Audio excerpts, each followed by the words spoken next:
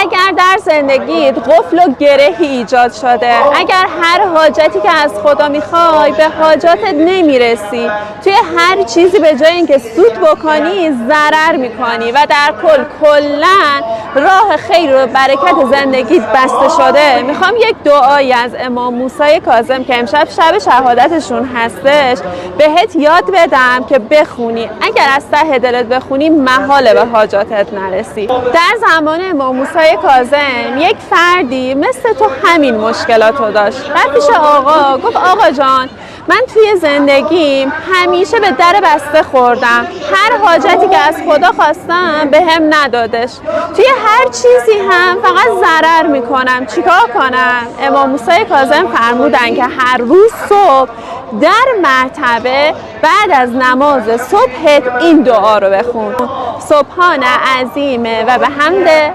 استغفر الله و اسأله من فضله.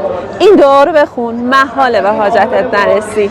و این دعا رو برای دوستانتونم ارسال بکنی. مردم خیلی گرفتاری و مشکلات دارن. اگر میخوای که دعای سریع الاجابه امام موسی کاظم هم بدونی، به عشق حضرت معصومه که الان در حرمشون هستیم کامنت کن یا معصومه تا در دایرکت براتون ارسال بشه.